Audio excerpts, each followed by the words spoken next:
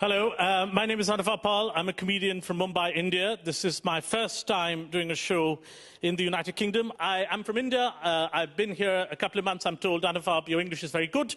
You're very comprehensible. Now, here's the thing. I did not want my English to be very good. I did not even want to speak it. But 250 years ago, some British people came over to India and told us, speak like this. This is a better language. And we said, all right. We were quite impressed. You had wigs, you were cross-dressing, it was good.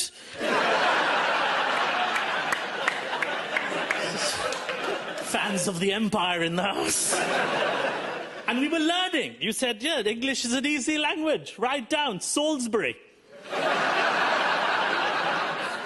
He said, no, it gets easier. That was a hard one. Gets easier. Write down, Siobhan. It was going well. It was going fine. Suddenly, 1947, middle of the night, you guys just left. Just ran away. World's first Brexit.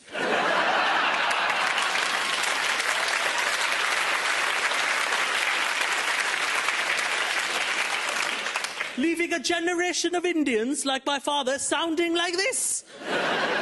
Like a love child of Downton Abbey and a Bangalore call centre.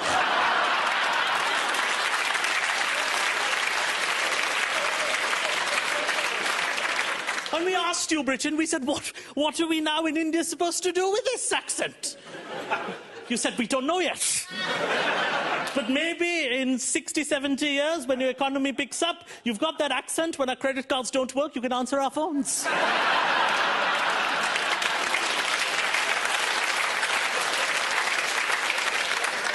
Is that all right, Ramesh, or shall I call you Theodore? It's better. It's going well, though. The empire was going well for a while. You gave us things we did not have. You said, India, you have a lot of malaria, disgusting, you're dying, it's horrible. Here, have some gin and tonic. We said, that's not bad, gin and tonic, these people are not bad. It's very nice people, gin and tonic. Then you said, here, have some tea. We're like, oh, this is very nice, this is our tea.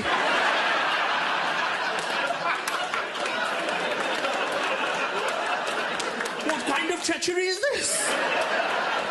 They're selling our stuff back to us. What are they calling this scam? The British Empire. Not bad. It's not bad.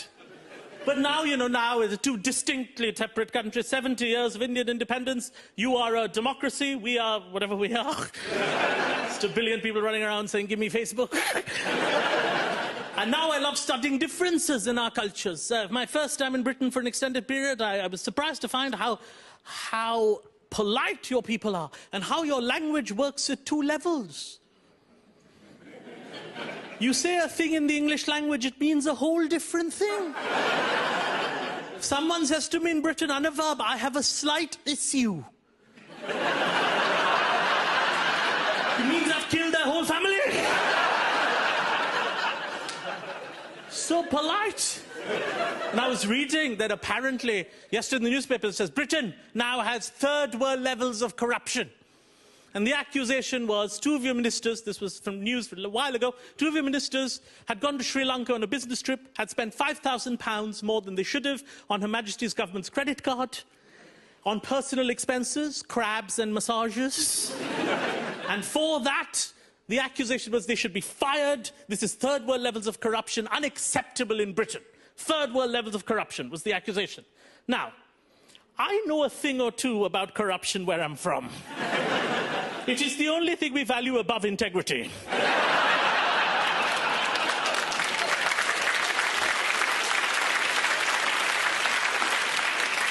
It's the first time anywhere in the world people are clapping for corruption.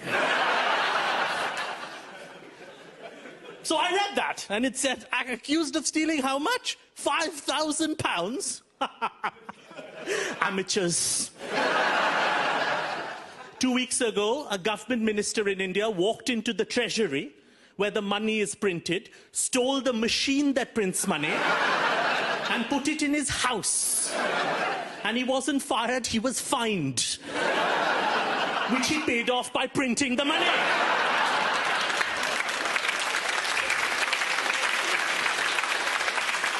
When you get there, Britain, call me.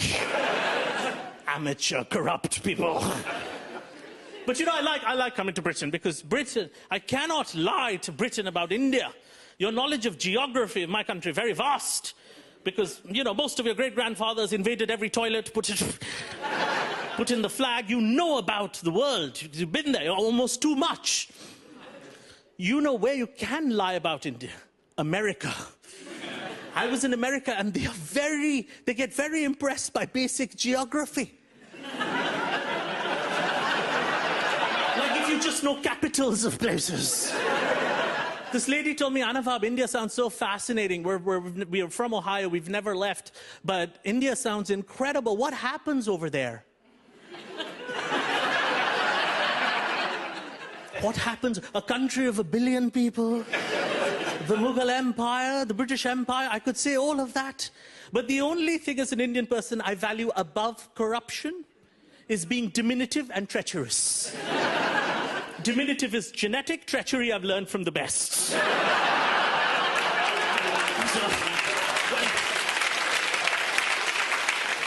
when she said, what happens over there?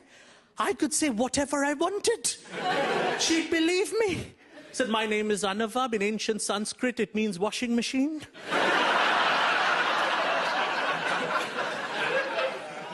She said, do you guys have like elections in a democratic government? We have a president through elections. You guys have something similar? I said, I don't know what that is, no. No, we don't have any of that. What we do is, the entire country is run by the app Uber.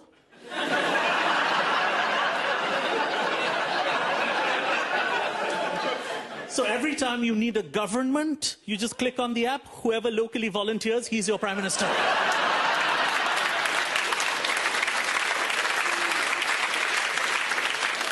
You know why you're clapping, right? You in Britain are thinking, that's a pretty good system of government.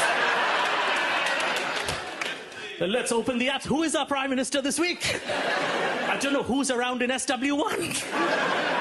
It's like that. It's not a bad system. But she carried on. They were lovely, though, in America. You see, because I think some cultures think certain things are specific to their country, whereas most things are now universal and global. You know, I live in New India now. New India.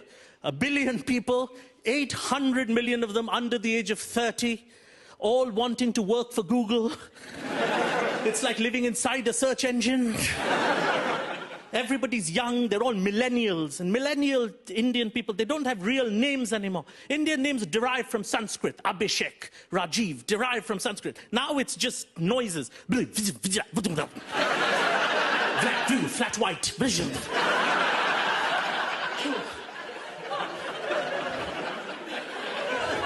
Every person, Indian person's name sounds like a cafe in Reykjavik. It's just noises. And it's very hard if you live in a very digital tech country, wants to be the leader of the world in tech. It's hard for old people. My mother is 75. She just signed up for Twitter. Under pressure of the culture. She said, no, I'm on Twitter, I'm on Twitter. And she started following celebrities, Hollywood and Bollywood celebrities. And she thought, lovely thought, at 75, the moment you're following these people, you are friends with them. I did not correct her.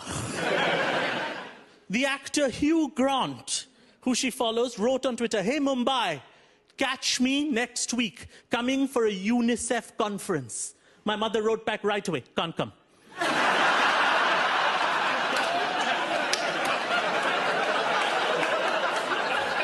Busy. Change the date, Hugh. Fantastic. But before I leave you, I have to tell you this. This is my first time in Britain, and I'm quite taken. Before I left, my wife said, listen, you're very fat. You're going to be an embarrassment to all of India. Go for yoga. Try and lose some weight, go for yoga. Now, here's the thing. I went to a yoga clinic in Mumbai. And here's the thing. I've realized when I come here how much yoga has become our greatest export. And I have to tell you this, London, yoga was not invented in an espresso shop in Shoreditch. Yoga was invented in 4 BC when accidentally an old Indian man found his right leg on the back of his head.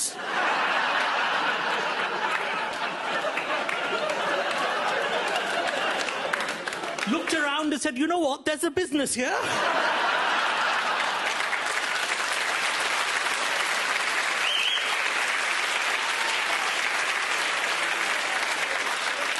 But my yoga, this is how global the world is, but my yoga teacher in Mumbai, where we invented the thing, was a British lady. We outsourced it to you, you outsourced it back. Her name was Emma. She said, none of you Indian husbands are fat. The class was filled with fat, obese husbands. All walking around going, your wife sent you. You're fat. You're disgusting. And she said, none of you are fat. All your wives are body shaming you. We said, okay, we're not fat. What are we? She said, you are oysters in a beautiful ocean.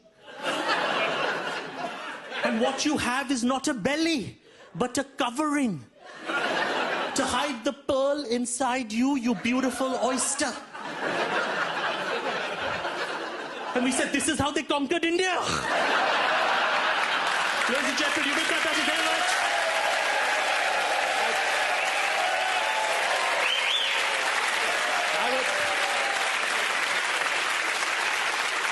You've been a delightful audience. I would have loved to have stayed, but I'm in London for one more day, and I have to run to the British Museum to pick up some of my granddad's things. So I don't...